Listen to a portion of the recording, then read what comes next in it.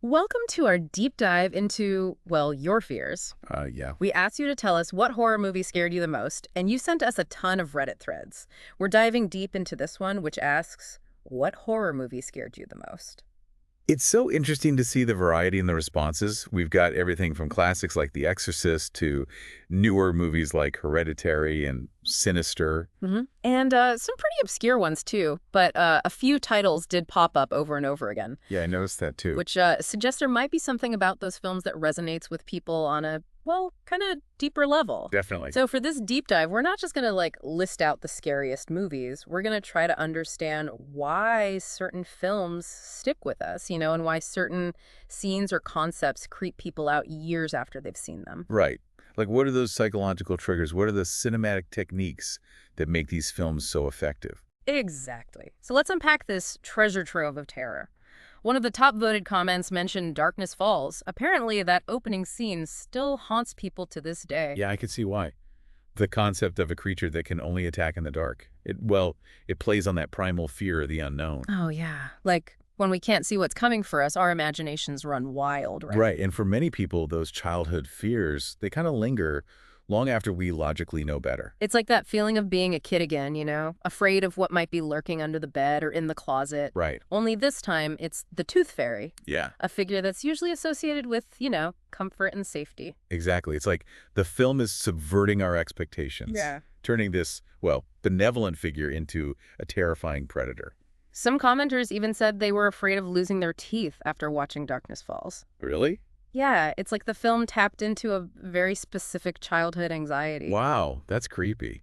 It's like the film planted a seed of fear that lingered long after the credits rolled. Speaking of movies that have a lasting impact, several people in the thread mentioned being traumatized by The Exorcist at a young age. The Exorcist is a fascinating one. It's got everything. Religious imagery, demonic possession, body horror. It's like a sensory overload of everything that's considered taboo and disturbing. And it's all presented in such a realistic way. Yeah. Even today, the special effects, they hold up. They totally do. It's really unsettling. But what do you think it is about The Exorcist that makes it so effective? I mean, it's not just the scares, right? Right. I think it's a psychological depth. It explores themes of faith, doubt. It's like this battle between good and evil. And those themes can be really potent for a younger audience.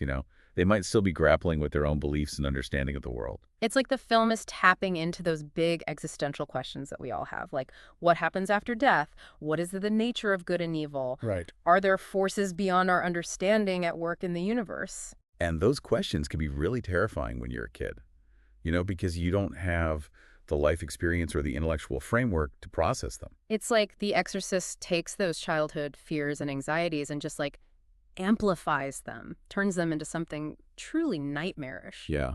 It's no wonder so many people in the thread mention being deeply disturbed by that film, even years later. I know. It's really a testament to the power of horror to Well, tap into those deep-seated fears and anxieties. absolutely.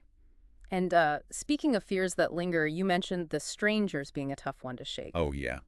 Definitely. What is it about The Strangers that gets under people's skin? Well, unlike The Exorcist or Darkness Falls, The Strangers doesn't rely on, supernatural elements or creatures, right? Yeah. It's just pure, raw terror. Right. It taps into that fear of home invasion, the sanctity of our homes being violated. Exactly. It's that feeling of vulnerability we all have when we're alone in our homes, especially at night. And The Strangers really exploits that vulnerability. It does.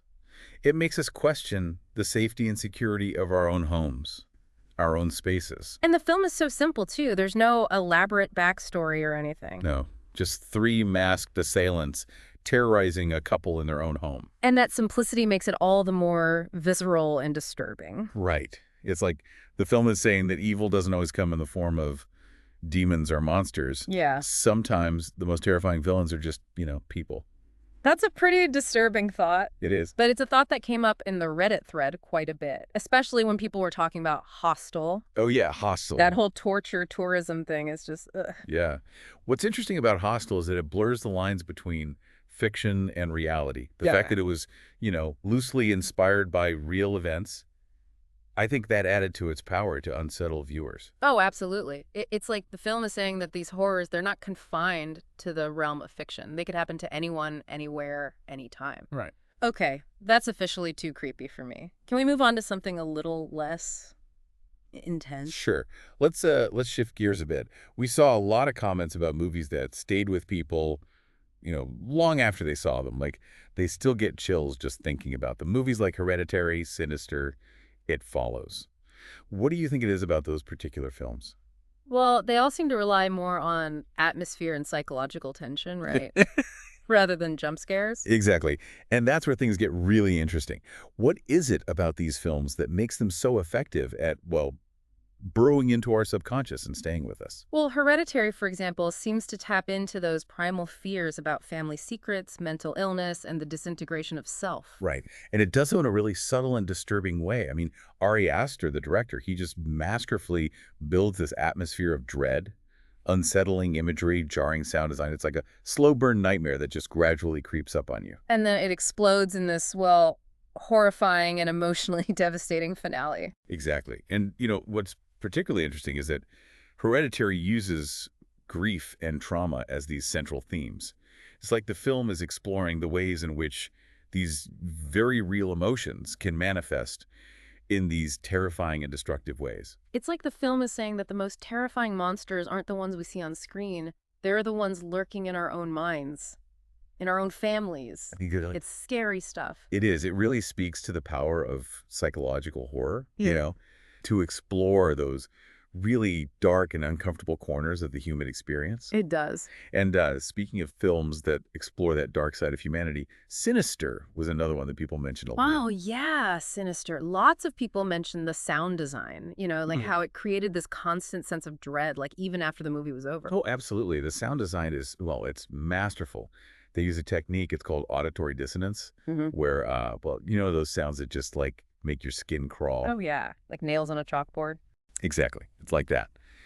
And they kind of weave that concept into the soundtrack. So like distorted melodies and unsettling whispers and what was it? Oh, yeah, I remember someone saying that the children's laughter in that film was just like the creepiest thing ever. It's effective, right? Hmm. And it's not just the sounds, outside the film, the non-diegetic sounds. It's the sounds within the film, too. The sounds the characters can hear. Right, like the creaking of the house, the rustling in the attic, like all those little subtle sounds that make you think that something's wrong. Exactly. So something is lurking, but you can't see it. Yeah. It's like the house is a character, like almost like a malevolent presence, like it's watching. Oh, that's creepy. And then there are those home movies too. That grainy footage, the distorted images, like it's like we're peering into someone's darkest secrets. Yeah, it's unsettling, right? Someone in the Reddit thread, they said the home movies are like the most disturbing part of the whole film. It's like our brains just can't quite process it. It's like, it plays on that, that idea that suggestion can be so much more terrifying than, well, actually showing something. Yeah. Our imaginations can create these really disturbing images that, a filmmaker could never actually show. Right. It's like those scenes in horror movies where you hear screams, but you don't see what's happening. So then your mind, it just fills in the blanks, right? Yeah. Sinister uses that technique really well. It gives you just enough information to make you uneasy, but then leaves the rest up to you. Speaking of movies that rely on suggestion, It Follows was another film that a lot of people found really disturbing. Yeah. What do you think makes that film so effective? Well, It Follows has this really simple but terrifying concept. It's an entity that relentlessly pursues you, and, it can take the form of anyone you know. So you can't trust anyone, right? Yeah. Like not even your friends or family. Right. And the way the film looks, it really reinforces that feeling. Oh, yeah. Like the long takes, Yeah. the slow movements of the camera, those often empty backgrounds. It's like something just feels wrong. It does. Like something's out there, but you can't see it. Exactly. I read a comment, it said that even in broad daylight, It Follows manages to create a sense of dread. Right. It's like the film took something as ordinary and comforting as a sunny day and just twisted it into something sinister. Yeah. It takes everyday places, a swimming pool, a library, even just a street, and it turns them into spaces of fear and paranoia. Right. It's like nowhere is safe. Exactly. And that's what makes It Follows so effective. It takes this universal fear, the fear of the unknown, and it makes it personal. It makes it feel immediate and inescapable. Speaking of feeling unsafe, we saw a lot of comments about found footage horror movies. What do you think is so appealing about this type of horror? Well, I think found footage horror plays on our anxieties about surveillance, about, losing our privacy. Like in this world where we're constantly being recorded. Oh, yeah, like all those security cameras, the body cam. Yeah, exactly. I think these films tap into that unease and make us question, like who's watching and what are they going to do with that information? It's like those security camera videos you see on the news where something terrible happens, but you only see like a glimpse of it. Yeah. It's that voyeurism and that helplessness that makes it so disturbing. And you're just watching it. Right. Right. You're a passive observer. Yeah. And you're watching these horrific events unfold. And there are no, cinematic cues to tell you how you should feel, how you should react. Yeah. It's like you're experiencing the horror firsthand. It's like you're complicit almost. Yeah, it is. Okay.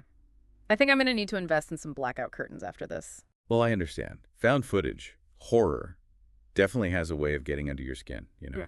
making you question everything you thought you knew about safety and privacy. But it is a testament to the power of horror, to reflect those anxieties we have about the world around us. Well, this deep dive has given me a lot to think about. I'm feeling a lot more informed about horror, like the psychology of fear and all the ways that scary movies tap into our anxieties and make us question everything we thought we knew. Yeah. And isn't that the beauty of horror? It's constantly evolving and challenging us. Yeah. I mean, it's always making us think about the world in new ways. Oh, you mentioned something earlier. You said that a lot of people were fascinated by the movies that blurred the lines between reality and fiction. What do you think it is about that aspect of horror that makes it so effective? I think when a film can blur those lines, Yeah. it makes you feel like the horror you see on screen, it could actually happen to you. Right. Like when you watch a true crime documentary, you realize these things, like they really happen to people. Exactly. It adds this whole other layer of fear. It makes those films, like The Exorcist and Hostel, even more effective because they take these real-life things, demonic possession, torture tourism, and they make them feel so plausible, so terrifying. Right. And it's like it's lurking just around the corner, waiting to pounce. Exactly. That unease, Yeah. that feeling that the world isn't as safe and predictable as we think it is. I think that's what makes those films so effective, so disturbing.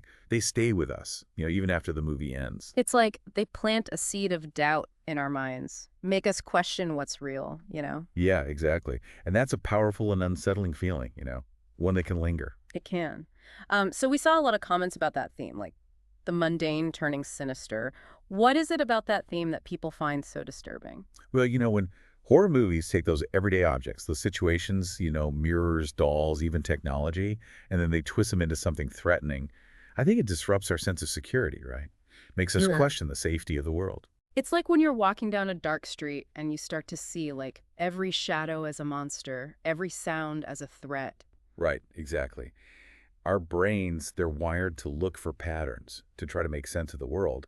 So when those familiar patterns are disrupted, when something we perceive as safe suddenly becomes threatening, it triggers this, primal fear response. It does. It's like those horror movie scenes where a kid's toy starts moving on its own, or a mirror, like it shows something other than your reflection. Yeah, and that's so effective because it disrupts our expectations. We're constantly taking in all this information and our brains are processing it, filtering it, just trying to create a sense of order. So when those expectations are violated, when something we thought we understood becomes scary, it triggers that fear response. Yeah, it's like our brains are saying, wait, hold on, something's not right here. This isn't how it's supposed to be. Exactly. And that feeling that something is wrong, it's really unsettling. It is. Speaking of unsettling, we saw quite a few people talking about their fear of relentless pursuers, like in horror films. Yeah. Why do you think that theme is so resonant? I think it taps into that primal fear of vulnerability and, the fear of death. It's that feeling of being hunted, trapped, like there's nowhere to escape. Right, like it's like those nightmares where you're running and running, but you can't get away. The monster's right behind you. Exactly. That feeling that you can't escape, Yeah. that you're powerless, it's incredibly effective at creating dread and suspense. Right, like in It Follows, or even Final Destination. Like the characters are always running, trying to outrun this force that's after them. Yeah. And those films play on our anxieties about, fate and randomness. It's not just that something is chasing you, it's that you can't predict when or where it's going to, get you. It could happen anywhere. Oh, yeah, totally. It's like those scenes where a character thinks they've escaped, but then the monster pops up again somewhere totally unexpected. It keeps you on your toes. It does. Those moments of surprise keep the audience on edge. So we saw a few comments about jump scares, and, well, there seems to be some debate about how effective they are. Yeah, jump scares. It's a classic horror trope, Right. but they are a little bit divisive, I can see both sides. Like, a good jump scare can really get your adrenaline pumping. Oh, it can. But it can also feel cheap if it doesn't feel earned. Right, it can. I think the key is to use them sparingly and strategically. You have to use them at a moment when the audience is already kind of anticipating something. Right. Like when they're already on edge. Yeah. Yeah. Like, imagine you're walking through a haunted house, right? You know something's going to jump out at you, but you don't know when or where. Okay, yeah, I get it. So when they're done well, jump scares can be super effective, but when they're not, they can be predictable and repetitive. Exactly. If a film relies too much on them, they can lose their impact. The audience can become desensitized. It's like anything. Too much of a good thing can be, well, not so good. Right. So jump scares, they're a tool like any other.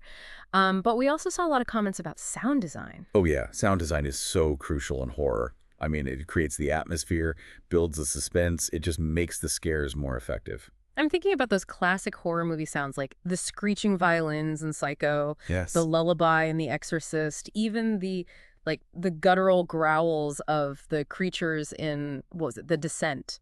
Those sounds are just so ingrained in our collective psyche. They are. Even when you're not watching the movie, they evoke fear. Right. And it's not just music. It's those little sound effects, the creaking door, a whisper. Those little sounds. I think they tap into our primal instincts. They signal danger. So our brains are wired to respond to those sounds with fear and anxiety, even though, we know we're just watching a movie. Right. Exactly. And filmmakers, they know how to, exploit those instincts. So sound design is like another character in the film. Yes, it is. It's like an invisible force kind of lurking in the shadows. Yeah. Manipulating your emotions, keeping you on edge. Okay, I'm definitely going to be paying more attention to sound design now. It's so effective. It's amazing. But this has been a really great deep dive. It's really opened up a whole other dimension of fear and suspense for me. Yeah. I'm really loving exploring these Reddit threads with you. Me too. I mean, we're constantly learning, discovering new things. Right. Just appreciating horror in all its different forms. So we're running out of time, but were there any other themes or trends that stood out to you from this thread? Well, one theme was the focus on body horror and that fear of being physically vulnerable. Oh, yeah, body horror. I've always been a little squeamish about that subgenre. I get it. But I think it's a popular one for a reason. There's something primal, disturbing about the idea of, your body turning against you. Oh, it's unsettling for sure. I mean, those movies really tap into those deep-seated fears we have, about disease, decay, losing control. Yeah, like The Fly, Videodrome, even The Thing. They all feature those grotesque transformations and, the blurring of boundaries between human and monster. Right. It's like they're holding up a mirror to us, showing us that we're all, flesh and blood, susceptible to disease, and, death. Right, exactly. They play on our anxieties about, aging and illness, a fragility of the human body. They do. And they make you feel uncomfortable, questioning those boundaries between yourself and something else. They do. I think that's part of the reason why body horror has endured, Yeah. It taps into those fears and anxieties we have about our own physical existence. Well, I'm definitely feeling a lot more aware of my own physical vulnerability now. Maybe I should go for a run. Yeah, that's a good idea. But seriously, I think it's important to acknowledge that body horror, while disturbing, can also be really thought-provoking, It's a way of exploring what it means to be human. Okay, I'm willing to be provoked. What other insights did you get from those Reddit discussions? Well, there was a lot of appreciation for the horror films that feature strong women, the women who defy the typical damsel in distress trope. Oh, I love that. Like women who are resourceful and, capable. Women who fight back. Yeah, exactly. And these women aren't just physically strong. They're emotionally complex, too. They're flawed and ultimately triumphant. Yeah. Like in The Babadook, The Descent, and You're Next. The women in those films face their fears. They protect their loved ones. And they come out stronger, right? They do. They do. It's a shift in the genre, I think, toward more diverse and complex representations of women. It's like those movies are saying, hey, women don't have to be victims. They can be heroes. They can be the ones who fight back. Exactly. And I think that's a powerful message, especially in a genre that's often criticized, Yeah. for its portrayals of women. It is. I'm feeling very empowered after this conversation. I love it. What other insights did you come across as you were reading through those Reddit threads? Okay, so one that really stood out to me was the role of humor in horror, and how it can enhance the scares and, make the experience a little bit more enjoyable. Oh, yeah. I love horror comedy. It's like the humor lets you release some of the tension. It makes the scares a little bit more palatable. Right, exactly. Humor can be a great way to break the tension, to create moments of levity. It helps the audience feel a little more comfortable with all that unsettling subject matter. Yeah, I'm thinking of movies like Shaun of the Dead, Yes. Tucker and Dale versus Evil, The Cabin in the Woods. Like, they blend the horror and the comedy so well. They do. It creates a unique experience. They do. They do. And the humor, I think it often comes from the characters themselves, right? Like how they react to these horrifying situations. Yeah. It's like, it's a way of coping, finding something to laugh about even when, things are scary. Yeah, exactly. It's that reminder that even in the darkest of times, you can always find something to laugh about. That's reassuring. So one last question for you. We've been talking about psychological horror, creature features, even the mundane turning sinister. Yeah. But there's still so much more to explore in this Reddit thread. What other gems did you unearth as you were digging through those comments? One theme that I saw over and over again was that, that fascination with real-life horror stories and the blurring of that line between fiction and reality, like, The Exorcist and Hostel. They were inspired by real events. And a lot of people said that just made it even more terrifying. Oh, yeah. I remember one comment specifically, they said that Hostel being inspired by real events made it so much scarier. It's one thing to watch a fictional horror movie, but it's another thing to know that it could actually happen to you. Exactly. It adds this whole other layer of, fear, makes it feel less contained. Less like fiction. It's like that saying, truth is stranger than fiction. I mean, sometimes reality can be even more terrifying than anything could imagine. It can. It really can. And that's why people are so drawn to those true crime stories. Yeah. The documentaries about the paranormal and the movies that, they blur that line between fact and fiction. It's like we're morbidly curious, fascinated by, the darker side of human nature, the unexplained mysteries of the world. It's like we want to confront our fears, but from a safe distance. Right. Like through the lens of a movie screen. Right. I think you've hit on something really important there. Horror can be a way of processing those fears and anxieties about the real world. Yeah. It's a way to, to explore those darker impulses, to face our mortality, to grapple with the unknown.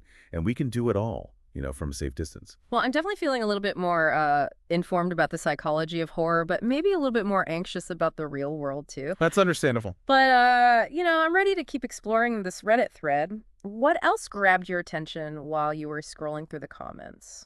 There was a lot of talk about jump scares, like, whether they're a cheap way to get a scare or a really effective technique. It's true. Some people love them, some people hate them. There's really no consensus, is there? No. I think a good jump scare, it really comes down to, the element of surprise and the timing. It has to come at an unexpected moment, and it has to be, set up properly so that the audience is already on edge. Right. Like building up the tension. Exactly. I get it. So it's more than just like a loud noise or a scary image, right? Yeah. You have to understand like how to play with the audience's emotions, their expectations. You do. A good jump scare should feel like an extension of the tension and suspense that's already there, Like a punctuation mark, not the whole sentence. Okay, I'm starting to see the art of the jump scare now. It's a technique. It is. Okay, so let's shift gears a bit. What other insights did you get from this Reddit thread about what makes horror so effective? Well, a lot of people said that atmosphere and setting, they play a huge role in creating a sense of dread. Like, a lot of the comments specifically mentioned those isolated locations, abandoned hospitals, remote cabins, even forests. Oh, yeah. I remember someone saying that after they went camping, they couldn't watch the Blair Witch Project the same way again. Right. It's amazing how a movie can make you feel uneasy about a real place. It is. It really is. It's like our brains are just filling in the gaps, making connections. Yeah, I think so. When a film really creates that atmosphere, it can make us feel vulnerable, even when we're safe at home watching it on TV. Yeah, it's like the setting, it becomes another character in the movie, adding to that tension and suspense. Right. Think about The Shining, for instance, Mm. that isolated hotel during the off-season, or the Texas Chainsaw Massacre, that dilapidated farmhouse in rural Texas. Like that setting, it adds so much to the sense of dread. The characters feel so vulnerable. So the setting isn't just a backdrop, it's like an integral part of the horror experience, right? It is.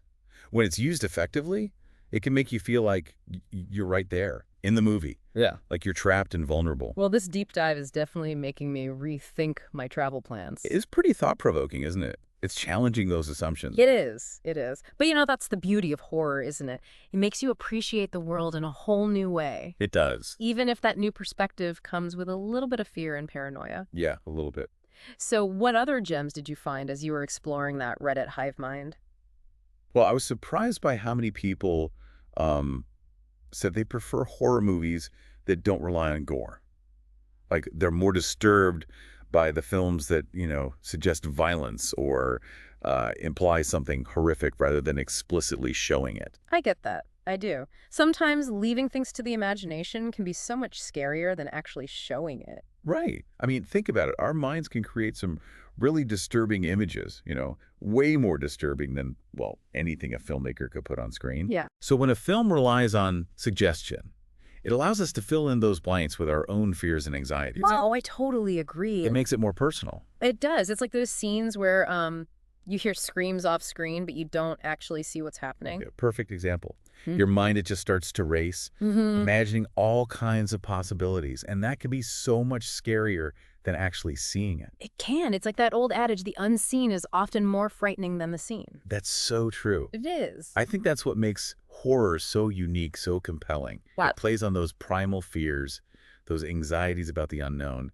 and it uses our imagination to create a really immersive and unsettling experience. Well, I'm definitely feeling a little unsettled after this deep dive. Understandable. But, I'm also fascinated by how horror taps into our deepest fears, anxieties, It's like a twisted form of therapy almost. We confront those fears, but in a safe environment. Right. It's safe. It's contained. It is. It is. And, maybe by confronting them through a film, we can learn to face them a little more bravely in real life. Okay. I'm feeling ready to face my fears. What else did you find while you were exploring those Reddit threads? Well, something that a lot of people mentioned was the pacing, the buildup of suspense. They prefer the films that slowly ratchet up the tension rather than, those constant jump scares. Oh, yeah. I totally get that. A movie that builds that suspense slowly, it really gets under your skin in a way that, a film that relies on those jump scares just doesn't. It's like it's like slow cooking, Like it takes longer to make a good stew, but the flavors, they're so much richer. That's a great analogy. And I think, it highlights how important patience is when you're creating horror. The films that take their time to build the atmosphere, develop those characters, the suspense, they're often way more terrifying. Yeah, like that saying, good things come to those who wait. Sometimes those, really great horror experiences, they're the ones that take their time, Let that tension and dread build until you're just on the edge of your seat. I agree. A well-paced horror film, it plays with your expectations. Mm. It leads you down a path, and then right when you think you know what's coming, bam, it hits you with a scare. It does, like being in a haunted house, you never know what's around the corner. It's that suspense that keeps you on edge the whole time. Right, exactly. It is. It really speaks to, how powerful horror can be. It can transport us to another place, another world, make us feel like we're experiencing those things, those fears firsthand. Okay, well, I am definitely feeling transported right now, like straight into a state of anxiety. But seriously, though, this deep dive has been, well, really eye-opening for me. I'm seeing horror movies differently now. Like, it's not just, entertainment. It's a reflection of our fears and anxieties. Yeah, I think so too. Like about the world. Yeah, yeah. And speaking of fears and anxieties, you mentioned that you're drawn to those horror movies that deal with grief, loss, trauma. Why do you think those themes resonate so much with you? I think those films, they use horror as, well, almost like a metaphor for the emotional stuff, like, the psychological complexities of those experiences. They don't, like, shy away from the pain, the darkness, but they also offer a glimpse of hope. Yeah, they do. Like Hereditary, The Babadook, they use horror to explore the experience of grief. They show how, those emotions, those feelings can be so overwhelming. And, well, they can lead to destructive behaviors. But they also suggest that, there is a way to heal. Yeah, someone in that Reddit thread said that The Babadook wasn't just a horror film, it was like, a powerful allegory for motherhood. Oh, interesting. Yeah, for those struggles to cope with grief and loss. That's a great point. I think yeah, it speaks to how horror can, like, deal with those difficult subjects, the taboo things that we don't often talk about, and it does it in a way that's cathartic. It does, it does. It's like, it gives us permission to feel those things, those emotions, right? Right. The pain, the fear, and eventually, hopefully, find a way to move through it. Yeah. And that's what makes horror so compelling. It can be scary, disturbing, but it can also be, well, healing. You mentioned that a few people in the thread were really fascinated by cosmic horror, Oh, yeah, cosmic horror. and that fear of the vast, unknowable universe. What do you think is so appealing about that theme? Hmm. Well, cosmic horror taps into that primal fear of the unknown, Hmm. right? Like the fear of things we just can't comprehend. It's that realization that we're really small, Yeah. insignificant almost, in this vast and indifferent universe. And that there might be things out there that are just, well, so alien to us that we just can't even begin to understand them. It's like when you look up at the night sky and you see all those stars and you realize just how big and empty it is. And then you think, like, what if something's looking back? Something that, doesn't care about us, about our problems. Yeah, and maybe it's even hostile. Yeah. Cosmic horror plays on that feeling of dread, that lack of control, the fear that there are these forces out there and we just we don't understand them. Right. It's like the universe is a horror movie. It is. And we're just the characters. Yeah, stuck in the middle of it all. So we saw quite a few comments about the role of folklore and mythology in shaping horror. Why do you think those stories, those ancient stories, they still resonate with us? Folklore, mythology, it's full of those terrifying creatures, cautionary tales, ways of explaining the unexplainable. Yeah. It taps into those fears, our anxieties. It gives us a framework for understanding the world. It's like those stories, they've been passed down for generations, right? They have. And they carry all that, like the collective wisdom and fear of our ancestors. Exactly. And horror movies, they use those ancient stories not just to scare us, but to explore bigger themes, Yeah. like cultural anxieties. They can be allegories, explorations of, well, psychological trauma, even warnings, Oh, yeah. Like Pan's Labyrinth, for example. It blends fantasy and horror to tell a story about war. Right. And The Witch, which uses that Puritan folklore to explore, those themes of religious extremism. Yeah, those are such great examples. They show how folklore and mythology can be used to tell these really powerful stories. They give us all these symbols, themes that resonate with people. Yeah, it's like those stories, they're speaking to something deeper, something, beyond language, beyond culture. They do. It connects us to what it means to be human. Exactly. That's what makes horror so enduring. It can be scary, disturbing, but it can also be, insightful, thought-provoking. Yeah, it can. It makes you think. It makes you question. Well, I'm feeling very connected and, maybe a little scared after this deep dive. It's been an amazing journey. And thank you. I really appreciate your insights. Oh, you're very welcome. The pleasure was all mine.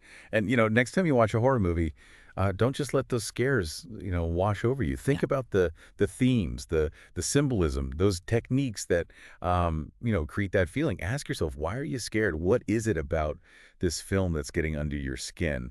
And maybe, just maybe you'll learn something about yourself. I love that. I am definitely going to be watching horror movies differently from now on. Good. And, maybe you'll even learn to enjoy those scares a little bit more. Maybe. Happy watching. And sweet dreams.